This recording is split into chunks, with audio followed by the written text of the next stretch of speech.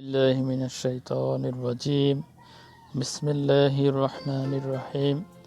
Dear audience, Assalamu alaikum warahmatullah.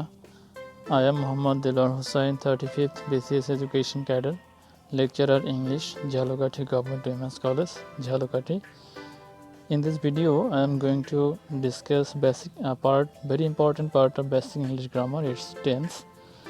In our last part of tense, we have discussed present indefinite tense. In that video, we told about when this present indefinite tense is necessary. We have told that we do present indefinite tense in case of present habits, general activities, universal truths, etc.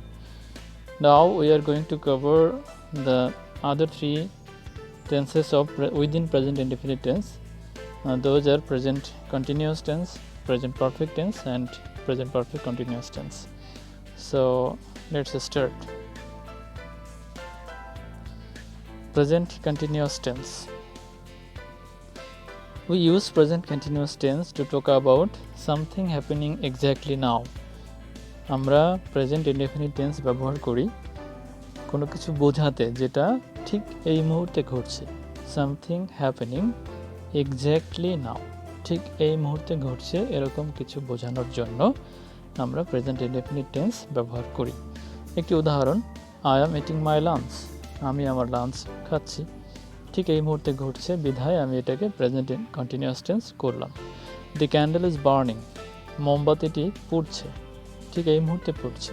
The bus is running, বাসটি চলছে। আলিফ is smiling, আলিফ হাসছে।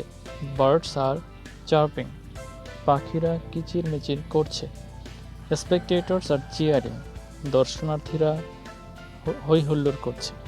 তো সব কিছুই এখানে এই মুহূর্তে ঘটছে, সেই কারণে এগুলো হলো present continuous tense. Present continuous tense কী করে বুঝবো? ঠিক এই মুহূর্তে ঘটছে এরকম ক্ষেত্র হলে সেটি প্রেজেন্ট কন্টিনিউয়াস টেন্স হবে। আচ্ছা, এবং সেটির গঠন কি? তো প্রেজেন্ট কন্টিনিউয়াস টেন্সের গঠন হলো সাবজেক্ট প্লাস এম ইজ অথবা are plus verb plus ING. যেমন আই, তারপরে am, eat plus ING, I am eating. Okay, so I am eating, এখানে subject plus am is are অথবা এম অথবা ইজ অথবা are plus verb plus ING. So এই স্ট্রাকচারটি হবে, কখন হবে? যদি কোনো ঘটনা ঠিক এই মুহূর্তে ঘটছে বোঝায় তাহলে সেটি প্রেজেন্ট কন্টিনিউয়াস টেন্স হবে। এরপরে আরেকটি ক্ষেত্র আছে, সেটি হলো অ্যারাউন্ড নাও, অর্থাৎ ঠিক এই মুহূর্তে না, এই মুহূর্তের আশেপাশে। হ্যাঁ, ঠিক এই মুহূর্তে চলছে না কাজটি, তবে চলছে। যেমন Ayaz is learning English, Ayaz English শিখছে। এখানে হয়তো এই যখন বলছি কথাটা তখন হয়তো সে চলছে না তার শিক্ষাটা ইংরেজি, কিন্তু এটি জেনারেলি চলছে, অর্থাৎ এই মুহূর্তে চলছে কিংবা এর আগে বা পরে চলছে, তাই এটি প্রেজেন্ট কন্টিনিউয়াস টেন্স করতে হবে। আবার Ajmal Bepari is building a house, Ajmal Bepari একটি ঘর তৈরি করছেন। এখন তিনি হয়তো যখন কথাটি বলছি তখন ঘরটি তৈরি করছেন না, বাট তিনি এই উইদিন দ্যাট টাইম তিনি কাজটি করতেছেন। হ্যাঁ, হয়তো কাজটি শুরু হয়েছে, এই মুহূর্তে চলছে না, একটু আগে চলছিল, একটু পরে চলবে। So it's a continuous process, সেটি বোঝানোর জন্য এখানে প্রেজেন্ট কন্টিনিউয়াস টেন্স করতে হবে। Ajmal Bepari is building a house. একইভাবে I am living with my colleagues until I get a house, আমি আমার কলিগদের সাথে বসবাস করছি যতক্ষণ না পর্যন্ত একটি বাড়ি খুঁজে পাচ্ছি বা বাসা ভাড়া করতে পারছি। তো এখানে আমি থাকতেছি মানে আমি থাকবো এই সময়টা যতক্ষণ না আমি একটি বাসা পাবো, অথবা আমি থাকতেছি যতক্ষণ না আমি বাসা পাচ্ছি। সো এই যে সিচুয়েশনগুলো বর্ণনা করার জন্য আমরা প্রেজেন্ট কন্টিনিউয়াস টেন্স ব্যবহার করব। নাম্বার 1 এরিয়াটা গেল। নাম্বার 2 যেটি আছে সেটি হলো সামথিং হ্যাপেনিং ইন ফিউচার, কিছু ভবিষ্যতে ঘটতে যাচ্ছে এরকম বোঝানোর জন্য প্রেজেন্ট কন্টিনিউয়াস টেন্স ব্যবহার করা হয়ে থাকে। আমরা জানি এখানে ফিউচার ইনডেফিনিট টেন্স করা যায়, কিন্তু এটিকে আমরা প্রেজেন্ট কন্টিনিউয়াস টেন্স দিয়েও বোঝাতে পারবো। তবে এক্ষেত্রে যেই বিষয়গুলো লক্ষ্য রাখতে হবে সেটি হলো যে একটি পরিকল্পনা অলরেডি করা থাকতে হবে, আ প্ল্যান অলরেডি মেড, একটি পরিকল্পনা থাকতে হবে, আ প্রোগ্রাম অ্যারেঞ্জড, একটা কর্মসূচি সাজানো থাকতে হবে, জাস্ট ঘটনাটা ঘটা বাকি। আচ্ছা, যেমন Sohana is going to London, Sohana London যাচ্ছে। এখন এখানে সে হুট করেই লন্ডন যাচ্ছে না, বরং তার একটা প্ল্যান আছে, সব কিছু তার গোছানো হয়ে গেছে, IELTS দিয়েছে, এরপরে সে অলরেডি পাসপোর্ট করেছে, ভিসা করেছে, অন্যান্য সমস্ত কিছু করেছে, জাস্ট এখন তার যাওয়াটা বাকি, তাই না?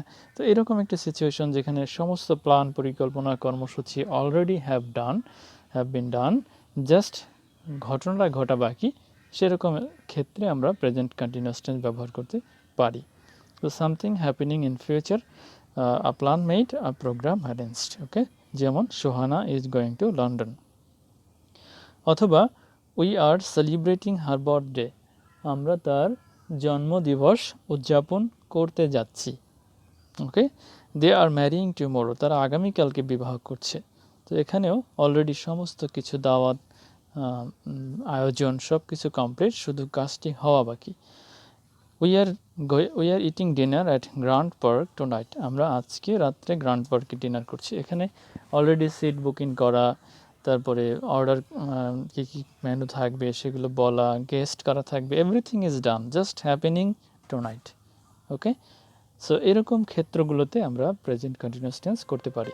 তাহলে দুটো মূল ক্ষেত্র, একটি হচ্ছে something happening exactly now and around now, এটি 1 নম্বর ক্ষেত্র। 2 নম্বর ক্ষেত্র হচ্ছে something happening in future where plan is made and all arrangement are complete. Okay, তো স্ট্রাকচারটি আগেই আমি বলে দিয়েছিলাম, আবার বলছি, subject plus am is are plus verb plus ING. আচ্ছা, এখন এই টেন্সটি বোঝার জন্য বাংলা ভাষায় ক্রিয়াপদের শেষে কিছু শব্দ থাকে, যেমন সি, স, সেন এবং সে ইত্যাদি থাকে। যেমন ধরো, আমি কাজটি করছি, তুমি কাজটি করছো, সে কাজটি করছে, তিনি কাজটি করছেন, এরকম যদি থাকে তাহলে আমরা বুঝবো যে সেগুলো প্রেজেন্ট কন্টিনিউয়াস টেন্স বা ঘটমান বর্তমানকাল হবে। ইংলিশেও এই মার্কারগুলো রয়েছে। সেটা কি, ওই যে বললাম আগেই যে সামথিং হ্যাপেনিং অ্যাট প্রেজেন্ট, ঠিক এই মুহূর্তে কিছু ঘটতেছে সেটি বোঝানোর জন্য। অনেক সময় টুডে থাকতে পারে, দিস ইয়ার থাকতে পারে, অ্যাট প্রেজেন্ট থাকতে পারে, নাও থাকতে পারে, অ্যাট দি মোমেন্ট থাকতে পারে এবং গ্র্যাজুয়ালিও থাকতে পারে।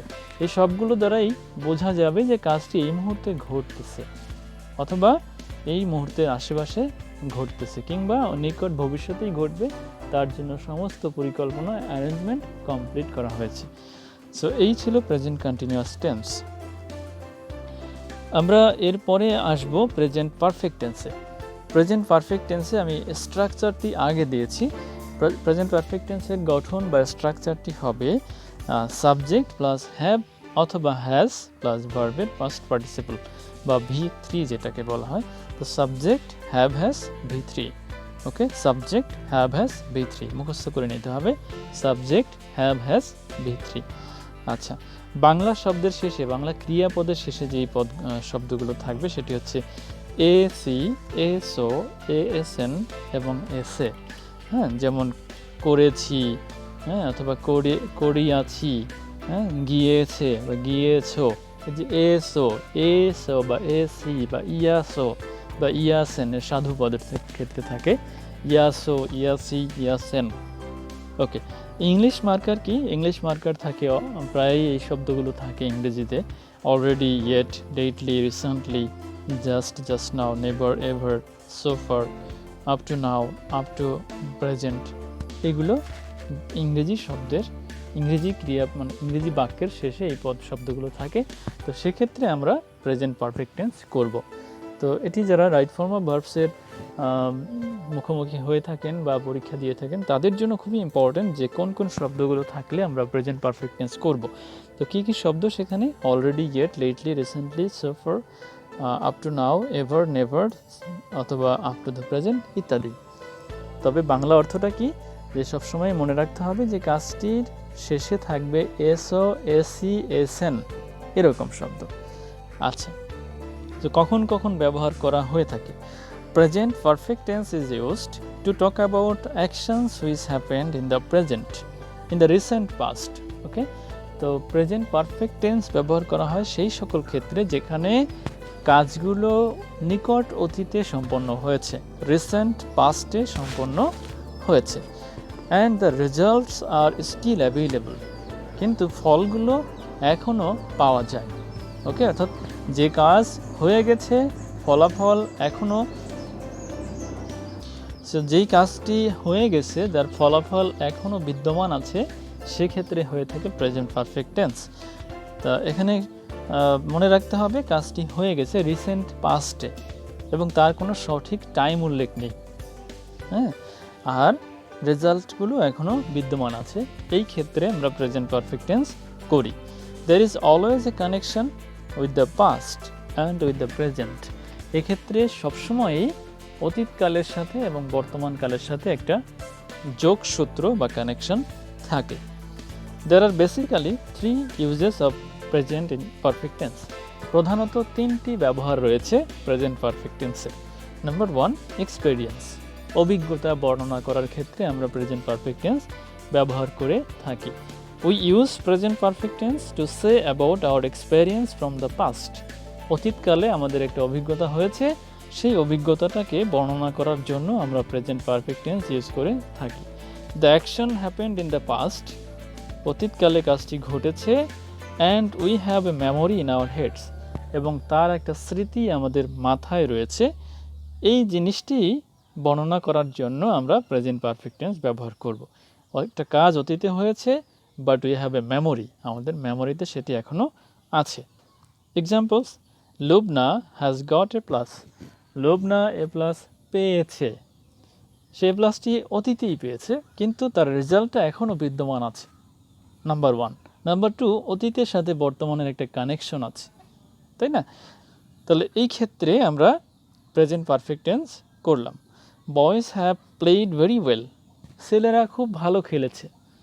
ওকে, তাদের খেলাটা শেষ কিন্তু তাদের সেই স্মৃতিটা এখনও আমাদের মেমোরিতে রয়েছে, এক্সপেরিয়েন্সটা এখনও আমাদের কাছে রয়েছে। She has joined the army. সে সেনাবাহিনীতে যোগদান করেছে। এই যে সেনাবাহিনীতে যোগদান করেছে এই ঘটনাটাও অতীতে ঘটেছে, কিন্তু উই হ্যাভ রেজাল্টস নাও, এবং তার মেমোরিটাও আমাদের কাছে আছে, তার জয়নিং স্মৃতি বা তার জয়নিংয়ের যে পরবর্তী যে কার্যক্রম, everything is in our memory. তো সেই কারণে এটি প্রেজেন্ট পারফেক্ট টেন্স হবে। সো এক্সপেরিয়েন্স গেল, এরপরে চেঞ্জ, অর্থাৎ কিছু পরিবর্তন আসে আমাদের জীবনে, সেই পরিবর্তনগুলো আমরা প্রেজেন্ট পারফেক্ট টেন্স ব্যবহার করে ব্যাখ্যা করতে পারি। We use present perfect tense to say about new things or change. নতুন জিনিস কিংবা কোনো পরিবর্তন সেটি বোঝানোর জন্য আমরা প্রেজেন্ট পারফেক্ট টেন্স ইউজ করতে পারি। যেমন, কাজল হ্যাজ ব্রোকেন হিজ হ্যান্ড। কাজল তার হাত ভেঙে ফেলেছে। ওকে, খুবই দুঃখজনক, তার হাতটা ভেঙে গেছে অতীতে, কিন্তু সেটি এখনও তো রেজাল্টটা আছে, তাই না? তো রেজাল্টটা আছে, তার হাতটা ভেঙে গেছে, এটি একটা চেঞ্জ, এটি অভিজ্ঞতা, আবার এটি একটা চেঞ্জ, কিন্তু নতুন একটা বিষয়, তার হাতটা ভাঙা, তাই না? তো এই যে নতুন কিছু ঘটা, চেঞ্জ ঘটা, এটি বোঝানোর জন্য আমরা প্রেজেন্ট পারফেক্ট টেন্স ইউজ করব। They have recently married. তারা সম্প্রতি বিবাহ করেছে। সো এটিও একটা অভিজ্ঞতা, তাই না? এই যে অভিজ্ঞতাটা বর্ণনা করার জন্য আমরা প্রেজেন্ট পারফেক্ট টেন্স ব্যবহার করব। We have already got the invitation. আমরা ইতোমধ্যে দাওয়াত পেয়ে গেছি। তো এটিও একটা অভিজ্ঞতা, এটিও একটা চেঞ্জ। ওকে, তাহলে আবার এখানে অন্যভাবে বোঝা যায় যে রিসেন্টলি, অলরেডি এই শব্দ দুটো আছে, রিসেন্টলির অলরেডি এই শব্দ দুটো থাকলে আমরা কোন টেন্স করার কথা? প্রেজেন্ট পারফেক্ট টেন্স করার কথা। ওকে, এরপরে আমাদের থার্ড যে ব্যবহারটি সেটি হলো কন্টিনিউইং সিচুয়েশন। যে সিচুয়েশনটা কন্টিনিউ করছে সেটি বর্ণনা করার জন্য সাধারণত প্রেজেন্ট পারফেক্ট কন্টিনিউয়াস টেন্স ব্যবহার করতে হয়, কিন্তু আমরা এখানে দেখব যে কিছু কিছু কন্টিনিউইং সিচুয়েশনের জন্য, সিচুয়েশন অ্যাক্টিভিটি না কিন্তু সিচুয়েশনের জন্য আমরা প্রেজেন্ট পারফেক্ট কন্টিনিউয়াস টেন্স ব্যবহার করব। Okay, we should remember that it is present continuing situation, not continuing action. It's situation, অবস্থা। তাহলে সো আমরা বলছিলাম যে প্রেজেন্ট একটা সিচুয়েশন যা রানিং আছে সেটি বোঝানোর জন্য প্রেজেন্ট পারফেক্ট টেন্স ব্যবহার করা যায়। We use present perfect tense to say about a continuous state. Okay, state, mark this word, state অবস্থা, নট অ্যাকশন। অ্যাকশন বোঝানোর জন্য নয়, বাট স্টেট বোঝানোর জন্য আমরা প্রেজেন্ট পারফেক্ট টেন্স ব্যবহার করি। The state started in the past, অবস্থাটা পূর্বেই শুরু হয়েছে, and continues in the present, এবং এখনও চলছে। Examples, they have been here since Monday, তারা এখানে আছে গত সোমবার থেকে। গত সোমবার থেকে তারা এখানে আছে, যে তাদের আছে বা থাকা, এই যে অবস্থাটা, এটি চলছে কতদিন থেকে? সিন্স মানডে থেকে। তাহলে অতীতে শুরু হয়েছে তাদের অবস্থাটা, এখনও চলছে, তাই না? এটা একটা অবস্থা, এই অবস্থা হওয়ার জন্য এখানে প্রেজেন্ট পারফেক্ট টেন্স হলো। আর যদি এটি অবস্থা না হয়ে কোনো অ্যাকশন হতো, তাহলে এটি হতো they have been being here. তো এই বিইং শব্দটি এখানে যুক্ত হতো, অর্থাৎ প্রেজেন্ট পারফেক্ট কন্টিনিউয়াস টেন্স হতো। বাট যেহেতু এটা একটা অবস্থা, তাই ওই বিইংটা আর হলো না, বিনে গিয়েই থেমে গেল। So they have been here since Monday. She has been ill for 5 days, সে 5 দিন যাবৎ অসুস্থ। সে 5 দিন যাবৎ অসুস্থ, তার অসুস্থ থাকার অবস্থাটা এটি 5 দিন পূর্বে শুরু হয়েছে, এখনও চলছে। এটি বোঝানোর জন্য, অর্থাৎ তার অবস্থাটা বোঝানোর জন্য এটি প্রেজেন্ট পারফেক্ট টেন্স করতে হবে। শি হ্যাজ বিন ইল, আর না হলে করতে হতো she has been ailing, but ailing তো হবে না, ওকে, কারণ এটা তার অবস্থা। You haven't called me since we met last, তুমি আমাকে কল দাওনি, আমরা সর্বশেষ দেখা হয়েছে তারপর থেকে। সর্বশেষ দেখা হয়েছে কবে তা উল্লেখ নেই, সর্বশেষ দেখা হওয়ার পর থেকে আজ পর্যন্ত তুমি আমাকে কল দাওনি। তাহলে তুমি যে কল দাওনি, এটা একটা অবস্থা। এই অবস্থাটা চলেছে কতদিন? যতদিন তোমার সাথে লাস্ট দেখা হয়েছে ততদিন থেকে আজ পর্যন্ত। ওকে, 5 years have passed, 5 বছর পার হয়ে গেছে। Since I started the job, আমি এই চাকরি শুরু করেছি তখন থেকে আজ পর্যন্ত 5 বছর অতিক্রম করেছে। Okay, we have not had a holiday since the beginning of 2020, 2020 সাল শুরু হওয়ার পর থেকে আজ পর্যন্ত আমাদের কোনো হলিডে ছিল না। ওকে, হলিডে ছিল না। ওকে, তো অ্যাজ ফিউচার পারফেক্ট, একই একটা ব্যবহার আছে, ফিউচার পারফেক্ট হিসেবেও প্রেজেন্ট পারফেক্ট টেন্স ব্যবহার করা হয়ে থাকে। সেটি কীরকম? মানে ফিউচারে দুটো কাজ ঘটবে, তার ভিতরে একটি কাজ অন্য কাজের আগে ঘটবে। যেই কাজটি অন্য কাজের আগে ঘটবে সেটি হবে প্রেজেন্ট পারফেক্ট, আর যেই কাজটি পরে হবে সেটি হবে ফিউচার ইনডেফিনিট। এটিকেই বলা হয় ফিউচার পারফেক্ট। যেমন, I will go to bed after I have read the বুক, আমি ঘুমাতে যাব এই বইটি পড়ার পরে। তাহলে কোন কাজটি আগে ঘটবে? মানে দুটো কাজই কিন্তু ভবিষ্যতে ঘটবে। ঘুমোতে যাব ভবিষ্যতে, বইটি পড়াও হবে ভবিষ্যতে। তাহলে দুটো কাজই পরে ঘটবে, এই দুটোর মধ্যে একটি বেশি পরে ঘটবে। যেটি বেশি পরে ঘটবে সেটি ফিউচার ইনডেফিনিট। যেমন কোনটি বেশি পরে ঘটবে? আমার ঘুমোতে যাওয়াটা, তাহলে সেটি I will go to bed, present indefinite. আর বই পড়াটা আগে ঘটবে, তাই সেটি হবে present perfect. Okay, after I have read the book. আবার when you have locked the door, তুমি দরজা বন্ধ করার পরে ইউ ক্যান গো আউট, তুমি বাইরে যেতে পারো। কোনটি আগে ঘটবে? দরজা আগে বন্ধ করবে নাকি আগে বাইরে যাবে? তাই না? তো আগে দরজা বন্ধ করবে, তারপরে বাইরে যাবে। দরজা বন্ধ না করে গেলে তো বিপদ ঘটবে। তাহলে দরজা বন্ধ করার কাজটি করার পরে বাইরে যাবে। সো যেটি আগে ঘটবে সেটি হবে প্রেজেন্ট পারফেক্ট টেন্স, কিন্তু অর্থটা কিন্তু ফিউচারের, তাই না? দরজা বন্ধ করার পরে তুমি বাইরে যেতে পারো, রাইট? তাহলে এখানে দুটো কাজ, একটি দরজা বন্ধ করা, একটি বাইরে যাওয়া। তোমার দরজাটা আগে বন্ধ করার শিওর করতে হবে তালা মারছো কিনা, তারপরে যেতে হবে। সো এটি হচ্ছে ফিউচার পারফেক্ট, আর এটি হচ্ছে future indefinite. She has helped him before it is 2020, সে তাকে সহযোগিতা করেছে 2020 সাল আসার আগে। কোনটি আগে আসছে? 2020 সাল নাকি তার হেল্প করা? নিশ্চয়ই তার হেল্প করাটা আগে ঘটেছে, তাই সেটি প্রেজেন্ট পারফেক্ট। আর যেটি 2020 সালের আসা সেটি হয়েছে এখানে present indefinite. It's okay, present indefinite হতে পারে, সমস্যা নেই। আচ্ছা, একটি নোট আছে এখানে। নোটটি হলো যে the British often use present perfect tense but the Americans do not. ব্রিটিশরা বেশি বেশি করে প্রেজেন্ট পারফেক্ট টেন্স ব্যবহার করে, আমেরিকানরা খুব কম করে। আমেরিকানরা এর পরিবর্তে বরং পাস্ট ইনডেফিনিট টেন্স ব্যবহার করে। Okay, the British often use present perfect tense but the Americans use past indefinite tense instead of the present perfect tense. আমেরিকানরা প্রেজেন্ট পারফেক্ট টেন্স খুব কম ব্যবহার করে, তারা এর পরিবর্তে বরং পাস্ট ইনডেফিনিট টেন্স ব্যবহার করে। যেমন একটু আগে বলেছিলাম যে দে হ্যাভ ম্যারিড রিসেন্টলি, এটির পরিবর্তে আমেরিকানরা বলবে দে ম্যারিড রিসেন্টলি, হ্যাভ আর বলবে না। অর্থাৎ প্রেজেন্ট পারফেক্ট আমেরিকানরা খুব কম করে, তারা বেশিরভাগই করে হচ্ছে পাস্ট ইনডেফিনিট। হ্যাঁ, I have already seen the case, এটি বলবে হচ্ছে ব্রিটিশরা, আর আমেরিকানরা বলবে I saw the case recently, I already saw the case. Okay, so British এবং আমেরিকানদের মধ্যে এই পার্থক্যটি আছে। আচ্ছা, এরপরে আমরা প্রেজেন্ট পারফেক্ট কন্টিনিউয়াস টেন্স আলাপ করব। প্রেজেন্ট পারফেক্ট কন্টিনিউয়াস টেন্স খুবই সহজ, এটি সাবজেক্টের পরে হ্যাভ বিন, হ্যাজ বিন, এরপরে ভার্বের সাথে ING, subject plus have been, has been plus verb plus ING. So subject plus have been, has been plus verb plus ING. It's not V3, I am sorry, V plus ING হবে এখানে, V3 না, it's a mistake, really sorry. এখানে হবে subject plus have been, has been plus verb plus ING.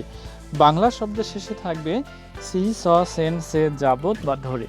কিছু শব্দের শেষে থাকবে যাবত, কিছু শব্দের সাথে থাকবে ধরে, এবং প্রত্যেকটি ক্রিয়াপদের শেষেই থাকবে সি, স, সি, সেন ইত্যাদি।